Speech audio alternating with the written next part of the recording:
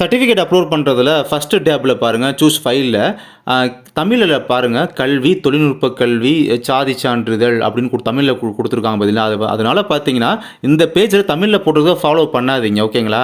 கீழே 2வது கம்யூனிட்டி சர்டிஃபிகேட்லாம் தமிழில் ஜாதி சான்றிதழ் தரணும், அது தூக்கி மேலே வந்து மென்ஷன் ஆகிருக்கு. ஸோ அவங்கள்ட்ட உள்ள அந்த பக்ஸ் எரர் காரணமாக அப்படி ஆயிருக்கு. அதனால் இந்த பேஜை பொறுத்தவரை நீங்கள் வந்து இங்கிலீஷில் போட்டிருக்க மட்டும் ஃபாலோ பண்ணிக்கோங்க.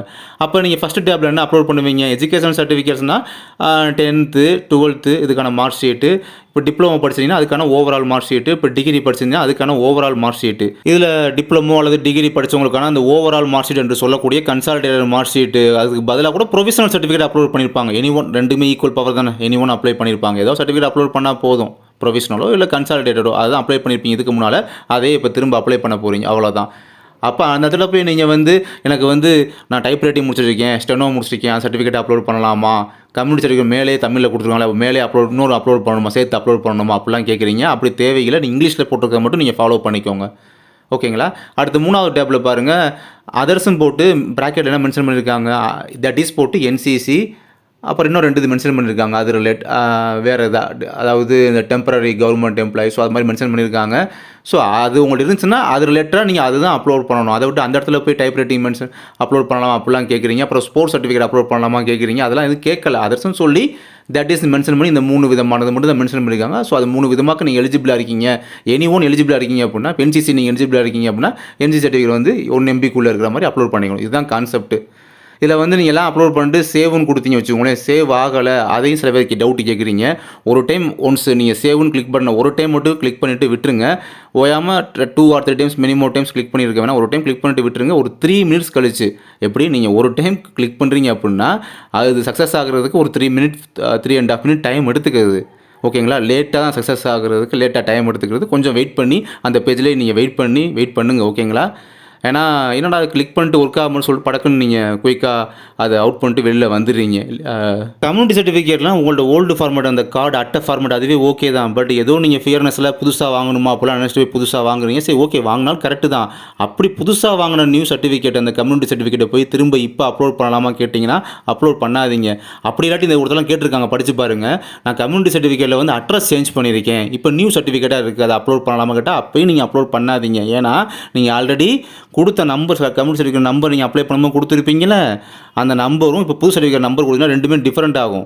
ஸோ என்ன நம்பர் டிஃப்ரெண்ட்டாக இருக்குது, சர்டிஃபிகேட்டில் ஒரு நம்பர் இருக்குது, அவங்க டைப் பண்ண நம்பர் ஒன்றா இருக்குன்னு சொல்லி அந்த மாதிரிலாம் ரிஜெக்ட் பண்ணிட்டு போகிறதுக்கான சான்சஸ் அப்படின்றது இருக்குது. அதனால் ஓல்டு ஃபார்மேட் அந்த கம்யூனிட்டி சர்டிஃபிகேட்டை நீங்கள் அப்லோட் பண்ணிக்கோங்க.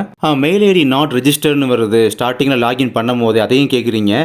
மெயில் ஐடி பார்த்தீங்கன்னா ஆல்ரெடி நீங்கள் இந்த எம்எஸ்சிக்கு அப்ளிகேஷன் கொடுத்த அந்த மெயில் ஐடி, லாகின் பண்ணுறது கொடுத்த அந்த மெயில் ஐடி, அந்த மெயில் ஐடியை போடணும். அப்படி இல்லாட்டி பார்த்தீங்கன்னா நீங்கள் ரெஜிஸ்டர் பண்ணாத மெயில் ஐடியை நீங்கள் கொடுக்கும் போது அது நாட் ரெஜிஸ்டர் அந்த மாதிரி தான் உங்களுக்கு வந்து மென்ஷன் ஆகும். ப்ராப்பர் மெயில் ஐடியை கொடுங்க. நான் அப்ளிகேஷன் ஆல்ரெடி நான் அப்ளை பண்ணப்போ நான் கொடுத்த மெயில் ஐடி, அதாவது லாகின் மெயில் ஐடி கூட எனக்கு தெரியலை, மறந்துருச்சு அப்படின்றவங்க பார்த்தீங்கன்னா நீங்கள் வந்து எம்எஸ்சி கால் பண்ணி உங்களுடைய அப்ளிகேஷன் நம்பர் இருக்கும் பார்த்தீங்களா, அப்ளிகேஷன் பிரிண்ட் அவுட் கையில் வச்சுருப்பீங்க, இல்லாட்டி சாஃப்ட் காப்பி கூட உங்கள் மொபைலில் இருக்கும். அந்த அப்ளிகேஷன் நம்பரை பாருங்கள். அப்படி இல்லாட்டி உங்கள் ஹால் டிக்கெட் இருக்குது பாருங்கள், உங்கள் ரெஜிஸ்டர் நம்பரே இருக்கும் ஹால் டிக்கெட்டில்.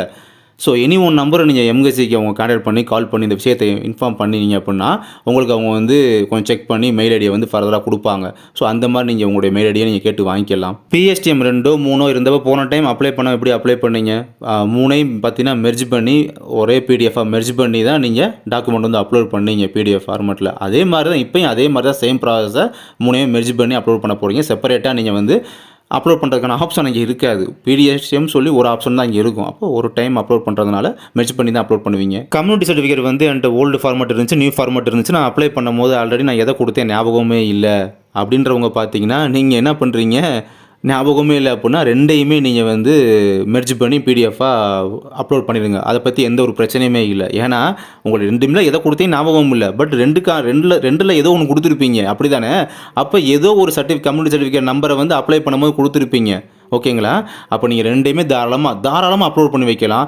அவங்களுக்கு எது அக்செப்டோ அந்த நம்பரை வெரிஃபை பண்ணி பார்ப்பாங்க. அந்த அப்ளிகேஷனில் நீங்கள் கொடுத்த அந்த கம்யூனிட்டி சர்டிஃபிகேட் நம்பரையும் இப்போ இந்த 2 சர்டிஃபிகேட் இருக்கே, அப்போ எந்த சர்டிஃபிகேட் மேட்ச் ஆகுதுன்னு பார்த்து ஏதோ ஒன்று அவங்க அக்செப்ட் பண்ணிக்கிடுவாங்க. அப்போ நீங்கள் அந்த இடத்துல 2ஐயுமே தாராளமாக மெர்ஜ் பண்ணி பிடிஎஃபாக மாற்றி அப்லோட் பண்ணி வைக்கலாம். டிகிரி முடித்த ஒரிஜினல் டிசி வந்து எங்கிட்ட இப்போ ரீசெண்டாக டிசி அதானே, அந்த டிசி எங்கிட்ட ஒரிஜினல் இப்போதைக்கு இல்லை, வேறு எங்கேயோ கொடுத்துட்டேன். பட் அதுக்கான ஜெராக்ஸ் எங்கிட்ட இருக்குது. அவங்க பிளாக் அண்ட் ஒயிட் தானே கேட்குறாங்க. அப்போ நான் வந்து ஜெராக்ஸை நான் அப்படியே ஃபோட்டோ எடுத்து பிடிஎஃபில் அப்லோட் பண்ணலாமா, தாராளமாக அப்லோட் பண்ணலாம். ஏன்னா அவங்களே பிளாக் அண்ட் ஒயிட் தான் கேட்குறாங்க உங்களுக்கு ஃபேவராக. நீங்கள் தாராளமாக ஜெராக்ஸே நீங்கள் ஃபோட்டோ எடுத்து பிடிஎஃப் அப்லோட் பண்ணிக்கலாம். இது ஒரு நல்ல கேள்வி. அதாவது நான் வந்து போன டைம் அப்ளை பண்ணும்போது ராங்காக அப்லோட் பண்ணிட்டேன் பிஎஸ்டிஎம் சர்டிஃபிகேட்டு. வேறு பிஎஸ்டிஎம் கேட்டிருக்க இடத்துல வேறு ஏதாவது சர்டிஃபிகேட் வந்து மாற்றி அப்லோட் பண்ணி வச்சுருப்பாங்க. அவங்களெலாம் கதியே இல்லாதவங்க கதியற்ற நிலையில் இருந்திருப்பாங்க. பட் இவங்களுக்கு ஒரு நல்ல ஆப்பர்ச்சுனிட்டி. இப்போ போய் நீங்கள் என்ன பண்ணலாம், பிஎஸ்டிஎம் அப்லோட் பண்ண வேண்டிய இடத்துல கரெக்டாக ஒரிஜினல் சர்டிஃபிகேட்டை போய் அந்த ஒரிஜினல் பிஎஸ்டிஎம் போய் நீங்கள் வந்து கரெக்டாக ப்ராப்பராக அப்லோட் பண்ணிடலாம். இது ஒரு பெஸ்ட் ஆப்ஷன். கண்டிப்பாக தாராளமாக நீங்கள் பண்ணலாம். பழைய தப்பே நீங்கள் பண்ணணும் அவசியம் கிடையாது. இல்லை ஓல்டு சர்டிஃபிகேட் மிஸ் ஆயிடுச்சு, பட் நியூ சர்டிஃபிகேட் எங்கிட்ட இருக்குது, அதை அப்லோட் பண்ணலாமா கம்யூனிட்டிக்கு அப்படின்னு கேட்குறீங்க. பட் கம்யூனிட்டி நியூ இது அப்லோட் பண்ணிங்கன்னா நாட் அக்செப்ட். ஓல்டு இது மிஸ் ஆகிடுச்சு அப்படின்னா அதோட ஜெராக்ஸ் இருக்கும் பார்த்தீங்களா, ஏன்னா அவங்க பிளாக் அண்ட் ஒயிட்டில் கேட்குறாங்க. அப்போ ஜெராக்ஸை வந்து நீங்கள் ஃபோட்டோ எடுத்து பிடிஎஃபாக மாற்றி நீங்கள் வந்து அப்லோட் பண்ணலாம். அப்படி பண்ணிக்கோங்க. கான்டாக்ட் சர்டிஃபிகேட் வந்து அதில் அப்லோட் பண்ணணுமா கேட்குறீங்க, தேவையில்லை. கம்யூனிட்டி சர்டிஃபிகேட் வந்து நியூவாக வந்து ஃபோட்டோ ஃபார்மெட்டில் உள்ளது, இந்த ஸ்கேனிங் ஃபார்மெட்டில் உள்ளது, அதுதான் அக்செப்டபிள் ஆகல. பட் ஓல்டு ஃபார்மெட்டு நாட் அக்செப்ட்னு பேசிக்கிறாங்க. அதனால் புதுசாக கூட நான் போய் அப்ளை பண்ண போகிறேன் அப்படிலாம் சொல்கிறீங்க. இதெல்லாம் ரூமர், நம்பாதீங்க. ஓல்டு ஃபார்மெட் அந்த கார்டு அட்டை ஃபார்மெட்டு இப்போ வர அக்செப்ட் தான். ஏன்னா எல்லாமே கவர்மெண்ட் கொடுத்தது தான் அக்செப்ட். அப்ளை பண்ணும்போது உங்கள்ட்ட ப்ரொவிஷனல் தான் இருந்திருக்கு. இப்போ வந்து உங்களுக்கு டிகிரி சர்டிஃபிகேட்டே வந்துருச்சு. அதனால் டிகிரி அப்லோட் பண்ணலாமா கேட்குறீங்க. ஏன்னா உங்கள் ப்ரொவிஷனல் நம்பரை நீங்கள் அப்ளை பண்ணும்போது கொடுத்துருப்பீங்க இல்லையா, அதனால் இந்த டைம் வந்து ப்ரொவிஷனலும் அப்லோட் பண்ணுங்கள். அடிஷ்னலாக வேணால் நீங்கள் வந்து டிகிரியும் நீங்கள் வந்து சேர்த்து மெர்ஜ் பண்ணி பிடிஎஃப் ஃபார்மெட்டில் அப்லோட் பண்ணலாம். தேவைப்பட்ட விருப்பம் இருந்தால் அப்லோட் பண்ணிக்கலாம். பட் நீங்கள் அகைன் ப்ரொவிஷனல் அப்லோட் பண்ண வேண்டியது மஸ்ட்டு. காலேஜ் படிச்சுட்டு இருக்கேன், இப்போ டிசி கையில் இல்லை, இப்போ நான் வேறு எந்த சர்டிஃபிகேட் அப்லோட் பண்ண கேட்குறீங்க. நீங்கள் பாலிடெக்னிக் படிக்கிறீங்களா இல்லை ஆர்ட்ஸ் அண்ட் சயின்ஸாக இன்ஜினியரிங்காக எனக்கு சரியாக தெரியலை. பட் நீங்கள் இதுக்கு முன்னால் பாலிடெக்னிக் 10th முடிச்சுட்டு போயிருக்கீங்க அப்படின்னா உங்கள் 10th டிசி இருக்கும்ல, ஜெராக்ஸ் இருக்கும்ல. இல்லை நீங்கள் 12th முடிச்சுட்டு டிகிரி பண்ணியிருக்கீங்க அப்படின்னா, டிகிரி படிச்சிருக்கீங்க அப்படின்னா உங்களுக்கான 12th டிசி ஜெராக்ஸ் இருக்கும்ல, அதை நீங்கள் கொடுத்துக்கலாம். ஏன் காலேஜில் கேட்டால் டிசிக்கு பதிலாக டிசி தேவைப்படுதுன்னு கேட்டால் அது பிறகு போனஃபைட் சர்டிஃபிகேட் தருவாங்க, அதை கூட அப்லோட் பண்ணலாம். அது கூட தேவையில்லை. உங்களுக்கு 10th டிசி ஜெராக்ஸோ 12th டிசி ஜெராக்ஸோ அதுவே போதும், அதை நீங்கள் அப்லோட் பண்ணிக்கலாம். இந்த ஃபஸ்ட் கிராஜுவேட் பற்றி நான் ஒரு விஷயம் சொல்கிறேன், நல்லா நான் வச்சுக்கோங்க. நீங்கள் 12th படித்தப்போ நீங்கள் இப்போ வாங்கியிருப்பீங்க பார்த்தீங்களா, அதுவே போதும். அதுவும் பார்த்தீங்கன்னா சில பேர்ட்ட ஒரிஜினல் கூட இருக்காது, ஜஸ்ட் ஜெராக்ஸ் பேப்பர் மட்டும் தான் இருக்கும்.